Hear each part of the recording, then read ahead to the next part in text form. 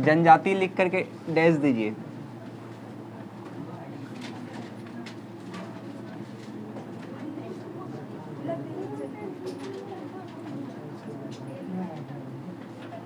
हम लोग भारत को उपमहाद्वीप बोलते हैं, इसमें किसी को कोई समस्या तो नहीं है ना?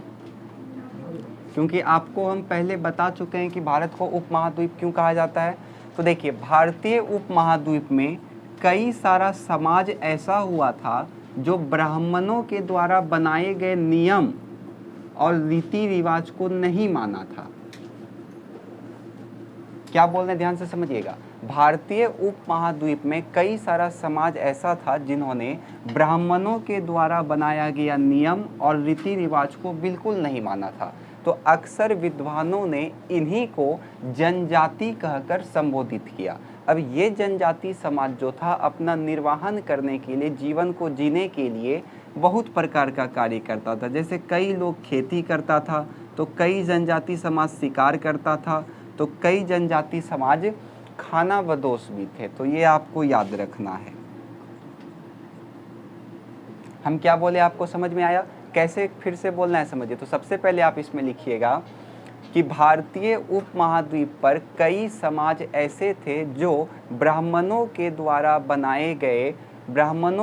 बनाए गए नियमों एवं रीति रिवाज को नहीं मानता था। अक्सर ऐसे ही समाज को जनजाति कहकर संबोधित किया जाता था। ये जनजाति अपने जीवन का निर्वाहन करने के लिए खेती, शिकार और खाना बदोश भी कुछ कुछ होते थे। खाना बदोश अभी आगे हम आपको बताएंगे। समझ में आया? यहाँ तक में दिक्कत है किसी को? अब कुछ प्रमुख जनजाति का आपको नाम याद करना होगा अभी, तो उसको हम एक ट्रिक की सहायता से या 2-3 बार आप बोलिएगा तो आपको याद हो जाएगा। तो सबसे पहले आप लोग इसको लिखिए कि भारतीय उपमहाद्वीप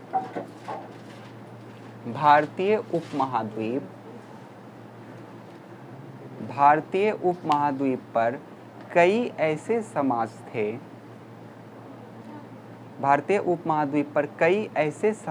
थे जिन्होंने ब्राह्मणों के नियमों एवं रीति रिवाज को नहीं माना। ब्राह्मणों के नियमों एवं रीति रिवाज को नहीं माना। ब्राह्मणों के नियमों एवं रीति रिवाज को नहीं माना। अक्सर इन्हें ही जनजाति कहा गया। अक्सर इन्हें ही जनजाति कहा गया।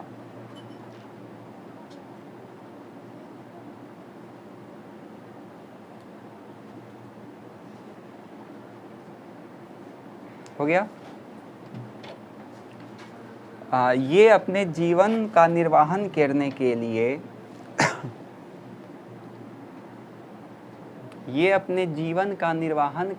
लिए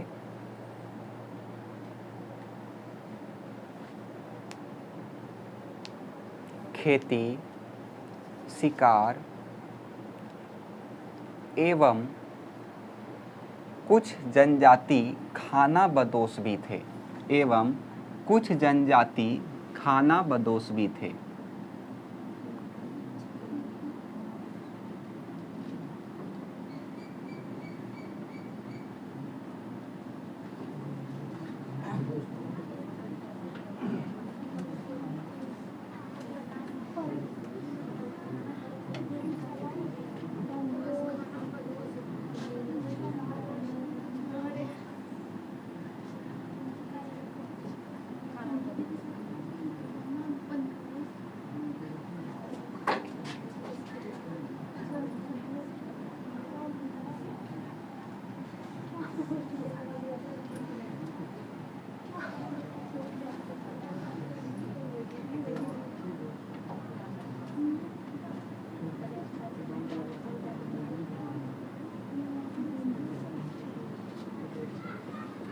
चलिए ध्यान से इसको समझिएगा। देखिए, अब कुछ जनजाति का आपको नाम याद रखना पड़ेगा। जैसे सबसे पहले आप याद रखिए खोखर, ये सब जनजाति का नाम है। तो भारतीय उपमहाद्वीप पर एक खोखर जनजाति था जो पंजाब में, ये दोनों खोखर और गक्कर ये दोनों कहाँ का था, तो पंजाब में सबसे पुराना जो जनजाति था वो खोखर था। लेकिन कुछ समय के बाद यही खोखर जनजाति का अस्तित्व धीरे धीरे समाप्त हो गया, महत्व समाप्त हो गया और इसके स्थान पे गक्कर आया। और ये गक्कर में आपको एक चीज़ याद रखना है जो एग्जाम में हो सकता है पूछ दे, कि गक्कर का ही एक राजा था, उसका नाम था कमाल खान गक्कर। तो इसको अकबर ने मनसबदार बनाया था। मनसबदार क्या है आपको पिछले क्लास में हम पढ़ा चुके हैं, बात समझ में आया। उसके बाद हम लोग देखते हैं एग्जाम्पल में बलोच। तो बलोच जनजाति जो था वो आपको याद रखना है कि उत्तर पश्चिम में ये अस्तित्व में था, उत्तर पश्चिम भारत। पूछेगा आपसे कि बलोच कहाँ का, तो आपको बोलना है उत्तर पश्चिम भारत। पूछेगा आपसे नागा और अहोम कहाँ का, तो उत्तर पूर्व भारत, उत्तर पूर्व भारत। पूछेगा आपसे चेर कहाँ का, तो आपको बोलना है बिहार झारखंड। अभी का बिहार झारखंड हो गया, पहले तो बिहार था ना, बिहार झारखंड। और एक बात याद रखिएगा कि इसी चेर के शासकों को, इसी चेर जनजाति के शासकों को अकबर का सेनापति मान सिंह ने 1591 में हराया था और इसके समाज से काफ़ी ज़्यादा लूटपाट करके गया था। देखिए पहले जो भी राजा होता था उसका दो मकसद होता था, या तो वो लूटपाट करने के लिए आया है, पैसा लेने के लिए आया है वो लूटपाट करके, या तो वो उसका ज़मीन हड़पने आया है। दो में से एक ही काम राजा के द्वारा किया जाता था, इसके अलावा कुछ नहीं। तो आप तुलना कर सकते हैं कि ये जो चेर जनजाति होगा उसके पास कितना धन संपदा होगा कि मुगल साम्राज्य का जो सबसे हम कह सकते हैं जिसको राष्ट्रीय शासक कहा जाता है अकबर, उसने अपना सेनापति मान सिंह को भेजा था वहाँ पे कि जाकर के लूटपाट करके ले करके आओ। तो आप इस बात से इसका तुलना लगा सकते हैं। बात समझ में आया। तो यहाँ चार में किसी को कोई दिक्कत है? पांच जनजाति का नाम अभी तक में आप सीखे हैं, खोखर, बलोच, नागा, अहोम, चेर। इस चैप्टर में आपको दो जनजाति के बारे में पढ़ना है, पहला गोंड और दूसरा अहोम। उसके बाद चैप्टर हम लोग का समाप्त हो जाएगा, ठीक है। तो कैसे इसमें बोलना है एक बार फटाफट सीख लीजिए। खोखर, तो पंजाब में खोखर जनजाति काफ़ी महत्वपूर्ण था, किंतु समय बीतता गया और इसका महत्व कम हो गया और इसके स्थान पे गक्कर काफ़ी महत्वपूर्ण जनजाति हुआ। इसी गक्कर का एक शासक था कमाल खान, कमाल याद भी नाम रहेगा, कमाल है, कमाल खान गक्कर। इसको अकबर ने मनसबदार बनाया था, याद रहे। उसके बाद बलोच, तो बलोच जो था वो उत्तर पश्चिम भारत में इसका स्थान था। नागा और अहोम का कहाँ था, तो उत्तर पूर्व भारत में। फिर अगला है आपका चेर, तो चेर जो है वो आपका बिहार झारखंड में प्रचलित था यहाँ। और चेर के ही शासक को या फिर चेर साम्राज्य में जो है वो मानसिंह, अकबर का सेनापति मानसिंह ने क्या किया था, आक्रमण किया था, यहाँ पे काफ़ी ज़्यादा लूटपाट भी किया था। आया समझ में। तो इस चार में किसी को कोई दिक्कत है? याद रखना सिंपल है, खोखर खोखर खोखर गक्कर, खोखर गक्कर, खोखर गक्कर, खोकर खोखर, याद रहेगा ना, खोकर, फिर क्या हो गया गक्कर, खोकर गक्कर, फिर बलोच बलोच, फिर नागा अहोम, फिर लास्ट है चेर। तो सिंपल है। बलोच और गक्कर कहाँ का है? पंजाब का है। बलोच और खोखर और गक्कर कहाँ है? पंजाब का है। बलोच कहाँ का है? उत्तर पश्चिम भारत का है। फिर पूछेगा आपसे नागा और अहोम कहाँ का था? उत्तर पूर्व भारत का है। चेर कहाँ का है? तो खत्म। आए समझ में। तो इधर आप लोग लिख लिए हैं ना, तो ये वाला अपने से लिख लीजिए। पहले हम खोखर लिखा देते हैं, तीर दे करके लिखिए खोखर, खोखर खोखर लिख करके डैश दीजिए और इसमें लिखिए ये पंजाब का महत्वपूर्ण जनजाति था, ये पंजाब का महत्वपूर्ण जनजाति था।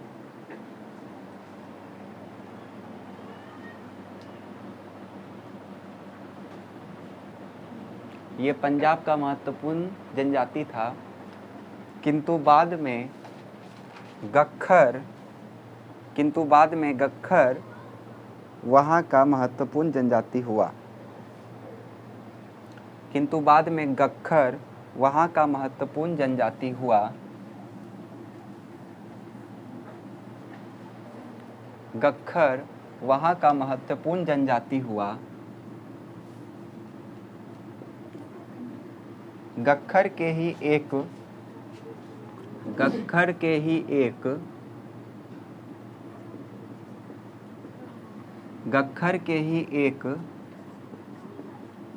शासक कमाल खान गख्खर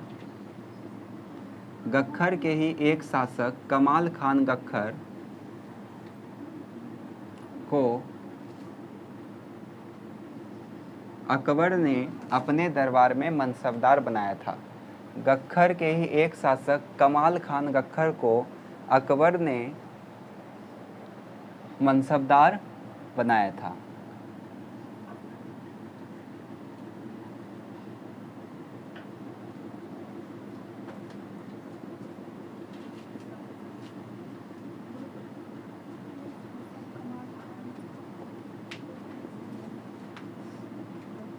हो गया। अगला लिखिए बलोच। बलोच लिख करके डैश दीजिए और इसमें डैश दे करके लिखिए स्थान लिख दीजिए उत्तर पश्चिम भारत। समझ जाइएगा कि ये यहाँ का है।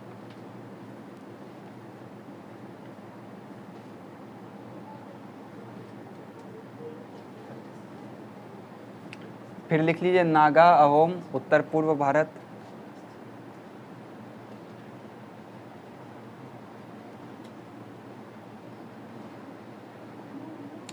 उसका चेर लिखिए।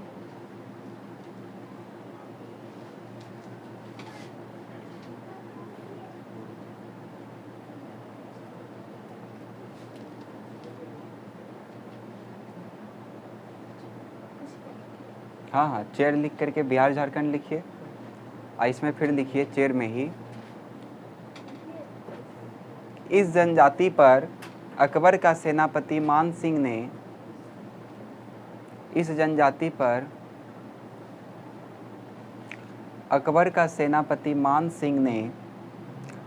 1591 में आक्रमण करके लूटपाट किया था। इस जनजाति पर अकबर का सेनापति मान सिंह ने 1591 में आक्रमण करके लूटपाट किया था। हो गया।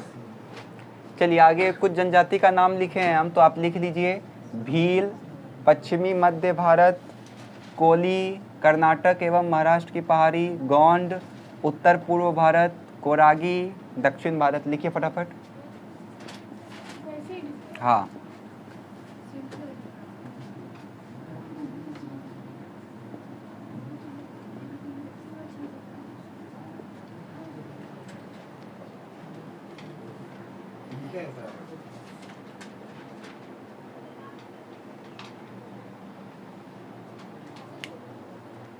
सेम टू सेम लिखिए यहाँ तक। उसके बाद खाना बदोश लिख करके डैश दीजिए।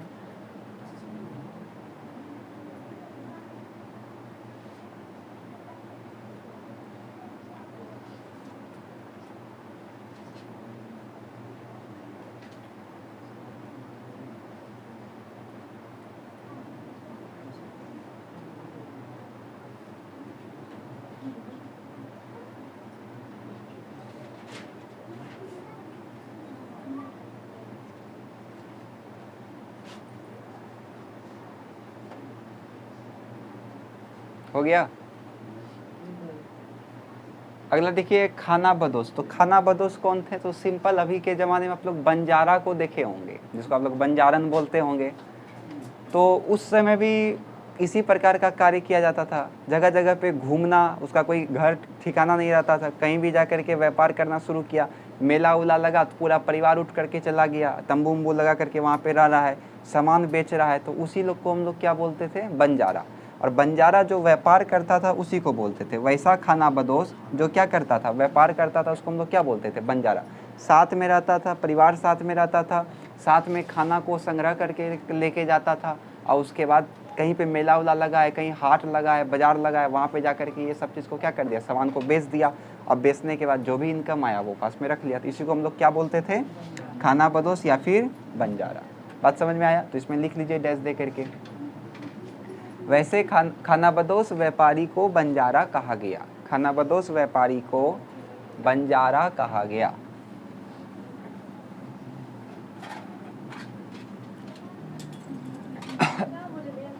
खानाबदोश व्यापारी को बंजारा कहा गया।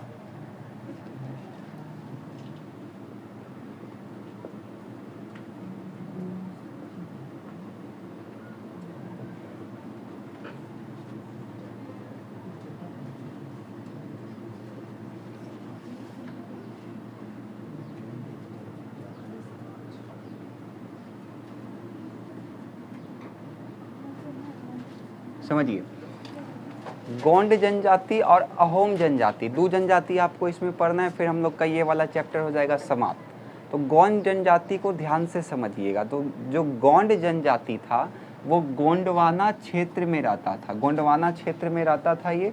और ये जो है वो वानप्रस्थ था। वानप्रस्थ मतलब आपको पता है कि जनजाति कहाँ रहेगा, जंगल में रहेगा, पहाड़ी पे रहेगा, दुर्गम स्थल पे रहेगा, जहाँ मानव का आसानी से पहुंचना थोड़ा सा मुश्किल होता है, क्योंकि वो लोग को अपना संस्कृति बचाना रहता है इसलिए। तो ये भी कहाँ रहता था, तो वानप्रस्थ एरिया में, मतलब जहाँ जंगल उंगल है उस एरिया में ही रहता था, गोंडवाना क्षेत्र में। और इस जनजाति का सबसे विशेष बात ये था कि इसका जो प्रशासन का व्यवस्था था ये केंद्रीकृत व्यवस्था था। केंद्रीकृत मतलब उसको अच्छे तरीके से व्यवस्थित किया गया था। जैसे अभी हम लोग के समय में क्या होता है, देश बटा होता है राज्य या फिर केंद्र शासित प्रदेश में, फिर राज्य बटा होता है जिला में, जिला बटा होता है अनुमंडल में, फिर अनुमंडल बटा होता है प्रखंड में, फिर प्रखंड भी कई सारा गांव उस मिल करके बनता है। तो उस समय भी ये लोग में राज्य जो था वो बटा हुआ था गढ़ में। और गढ़ जो होता था, गढ़ को भी 84 गांव का इकाई में बांटा गया था। टोटल 84 गांव का इकाई। उसके बाद अब इस 84 गांव का भी कई सारा उप गांव था, और इस उप गांव को कहा जाता था बरहोत। तो आप तुलना कर सकते हैं कि प्रशासन को कितना ज़्यादा तोड़ दिया गया था ताकि अच्छे से प्रशासन चल सके। जैसे राज्य को बांट दिया था गढ़ में, गढ़ को बांट दिया था 84 गांव का इकाई में, और 84 गांव का इकाई को बांट दिया था बरहोत में।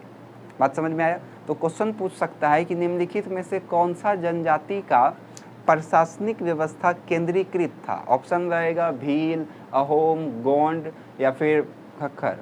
क्या मारिएगा? ठीक, गोंड मारिएगा। बात समझ में आ रहा ना? तो ऑब्जेक्टिव इसी तरीके से पूछा जाएगा। अब इसी में एक रानी के बारे में आपको पढ़ना है जिसका नाम है दुर्गावती। सुने होंगे शायद आप लोग नाम, जो अकबर के बारे में पढ़ा है वो सुना होगा, रानी दुर्गावती। रानी दुर्गावती जो थी वो पुत्री किसकी थी, तो उसको याद रखना है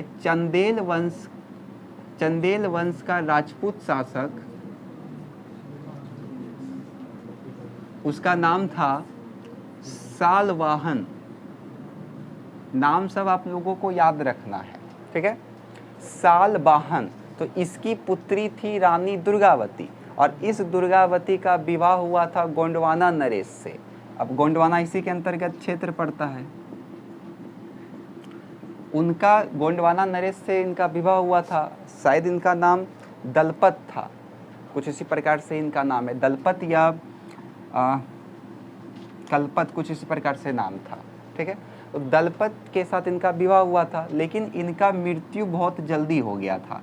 अब मृत्यु जल्दी हो गया तो रानी दुर्गावती का उस समय तक में एक पुत्र भी हो गया था। उस पुत्र का नाम था वीर नारायण। 5 साल का ये बच्चा था जिस समय इसका पति का मृत्यु हो गया था, इसका पिता का मृत्यु हो गया था। तो रानी दुर्गावती ने ही अपना कमान खुद से संभाला था, क्योंकि अब देखिए राजा मर गया, केवल रानी बची हुई है, बेटा भी छोटा है। पता चल गया ये बात अकबर को, तो अकबर तो ये सोचेगा कि गोंडवाना को भी हम अपने साम्राज्य में मिला लेते हैं। तो यही चाहा कि गोंडवाना को हम अपने साम्राज्य में मिला लेते हैं, मेरा साम्राज्य विस्तार होगा, क्योंकि पहले का राजा तो साम्राज्य विस्तार करना चाहता ही था कि कितना बड़ा से बड़ा साम्राज्य मेरे पास हो जाए। तो रानी दुर्गावती के पास प्रस्ताव गया कि आप मेरे साथ सम्मिलित हो जाइए, आप मेरे अधीन हो जाइए आप। तो रानी दुर्गावती बोली कि अब नामे में इसका दुर्गा है तो ये झुकेगी किसी के सामने, तो ये झुकेगी नहीं किसी के सामने। बोले नहीं, मर जाएंगे हम लेकिन आपके साथ नहीं मिलेंगे। तो युद्ध हुआ दोनों में, लेकिन बदकिस्मती से इनका क्या हो गया, मृत्यु हो गया, और गोंडवाना क्षेत्र को मिला लिया गया अकबर अपने साम्राज्य में। बात समझ में आया? इसमें किसी को कोई दिक्कत है? पूछेगा रानी दुर्गावती कहाँ की थी, तो गोंडवाना की थी। बेटा तो 5 साल का था, ये भी इधर उधर करते करते गया। जयराम जी की बेटो खत्म। चलिए लिखिए, इसको लिखिए।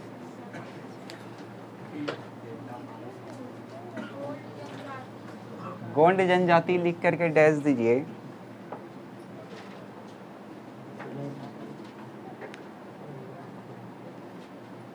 यह जनजाति गोंडवाना, अब ब्रैकेट में लिख लीजिएगा वनप्रस्थ।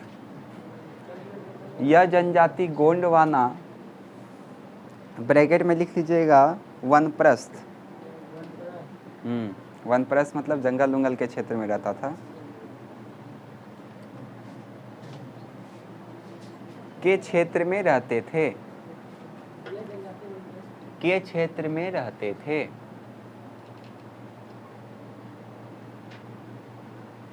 इसका प्रशासन केंद्रीकृत था, इसका प्रशासन केंद्रीकृत था।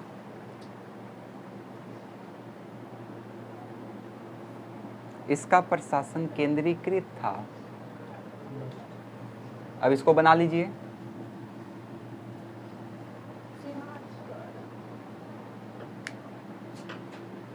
स्ट्रक्चर ये वाला बना लीजिए।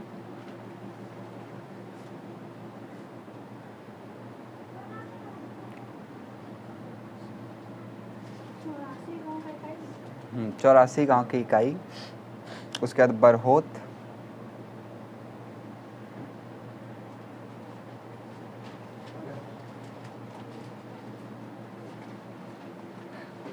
हो गया। लाइन चेंज करके लिखिए। चंदेल वंश के राजपूत शासक सालवाहन,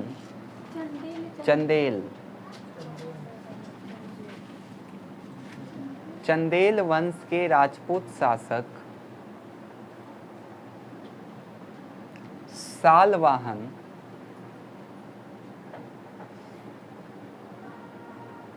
सालवाहन की पुत्री रानी दुर्गावती का विवाह गोंडवाना के शासक के साथ हुआ था। का विवाह गोंडवाना के शासक के साथ हुआ था।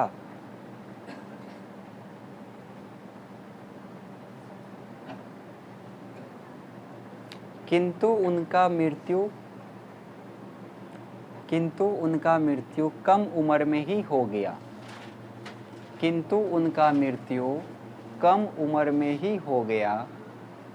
किंतु उनका मृत्यु कम उम्र में ही हो गया।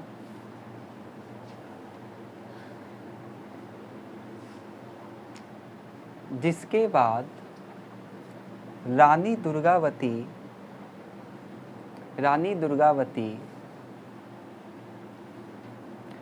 अकबर के साथ गोंडवाना का युद्ध लड़ी। अकबर का वहां पे सेनापति लिख दीजिएगा आसिफ खां। अकबर का सेनापति ने आसिफ खान ने उसके साथ क्या लड़ा? युद्ध लड़ा, गोंडवाना का युद्ध लड़ा।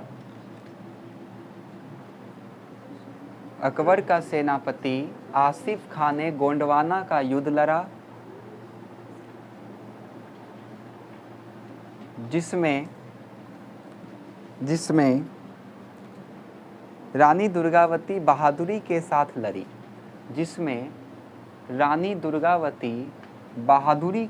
लड़ी। किंतु उनका हार हुआ और उनका मृत्यु हो गया।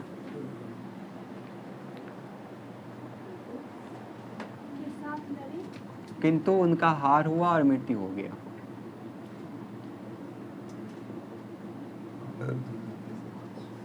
चलिए अब अगला लिखिए।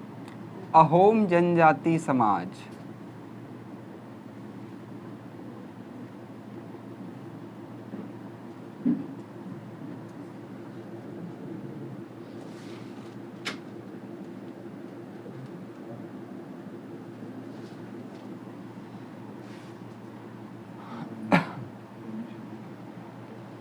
इसको ध्यान से समझिएगा। देखिए, अहोम जनजाति समाज का जो मूल क्षेत्र था, मूल निवास स्थान था, मतलब जहाँ पे वो उदय हुआ उस जनजाति का, तो वो था म्यांमार। अभी का म्यांमार, पहले कि इसका नाम क्या था, बर्मा नाम था। किंतु कुछ कारणों के वजह से वो 13वीं शताब्दी में वो कहाँ आकर के बस गया, तो ब्रह्मपुत्र नदी के पास आकर के बस गया। ये वंश का आप विशेषता को इस बात से पता लगा सकते हैं कि इस वंश में जितना भी लोग रहता था, जितना जनजाति था, इसमें जितना लोग था, सबको सेना में अपना सेवा देना अनिवार्य था। अपना जीवन काल में, जो शुरुआती जीवन काल होता है किसी व्यक्ति का, तो अपना शुरुआती जीवन का कुछ साल उसको सेना में देना अनिवार्य होता था। किस जनजाति में, तो अहोम जनजाति में। ये बात आप देखिएगा।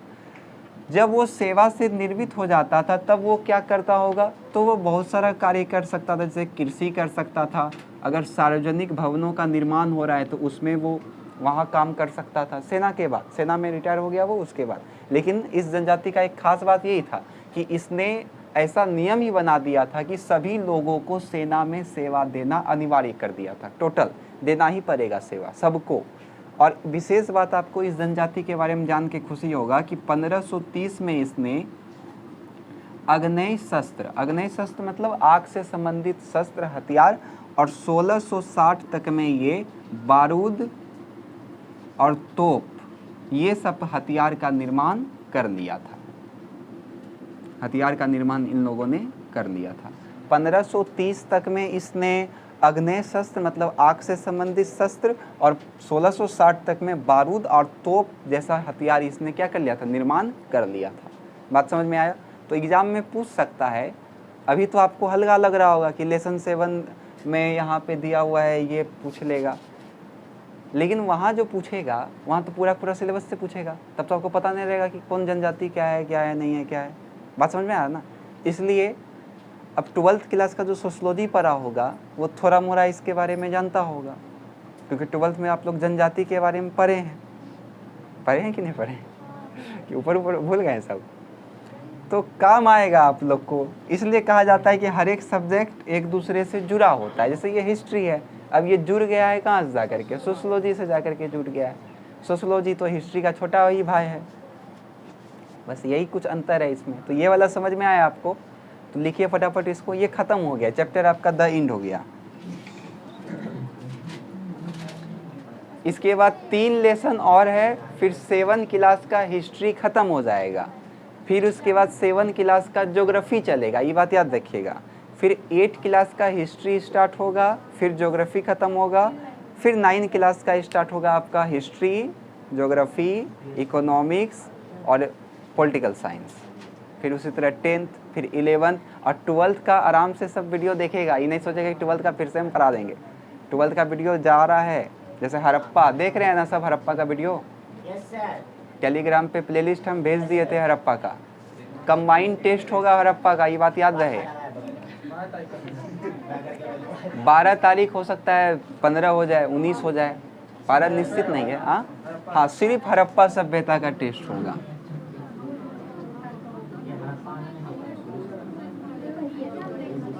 अभी फिलहाल इसमें 8 वीडियो दे चुके हैं हम। अभी फिलहाल 8 क्लास हुआ है 12th का, और ये इस बार जो हड़प्पा पढ़ाए हैं उसमें सारा मिला करके पढ़ाया गया है टोटल। इसलिए आप लोग को इसको देखना अनिवार्य है। इसमें एनसीईआरटी को भी हम शामिल किए हैं, इसमें आपका आरएस शर्मा को भी हम शामिल किए हैं, इसमें आपका एसपीपीडी को भी हम शामिल किए हैं। एसबीपीडी होता था ना। केवल ऑब्जेक्टिव होगा, और इसके साथ साथ इसमें हम घटना चक्र को भी शामिल किए हैं।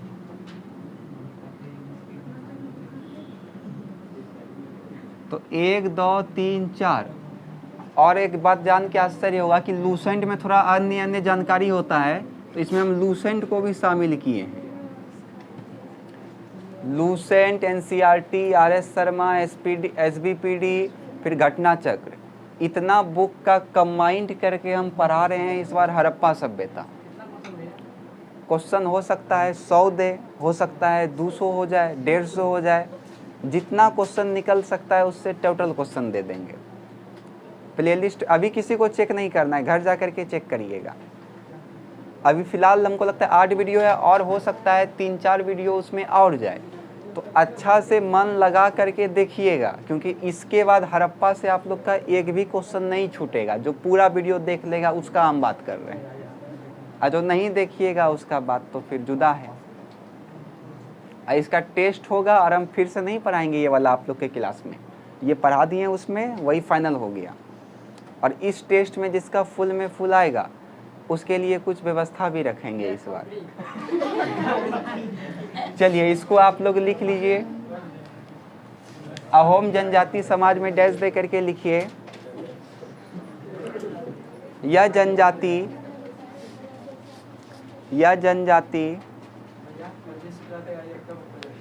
लैपटॉप बोला वो, हाँ जरूर देंगे लैपटॉप, क्या दिक्कत है। कौन सा कंपनी का चाहिए?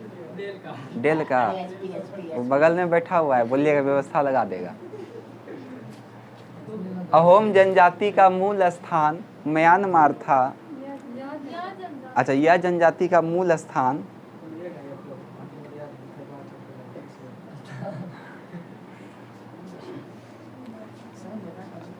म्यांमार था, किंतु 13वीं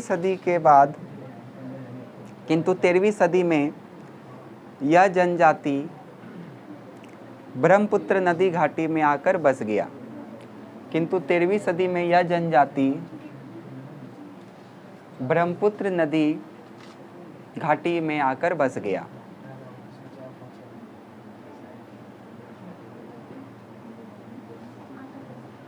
हो गया। इस जनजाति का एक विशेष बात यह था कि सभी लोगों को सेना में सेवा देना अनिवार्य था, सभी लोगों को सेना में सेवा देना अनिवार्य था। सभी लोगों को सेना में सेवा देना अनिवार्य था। हो गया। सभी लोगों को सेना में सेवा देना अनिवार्य था। लिख लीजिए इसको। 1530 में अग्नेय शस्त्र, 1660 में बारूद और तोप हथियार का निर्माण। लिख लीजिए, ये वाला चैप्टर खत्म हो गया।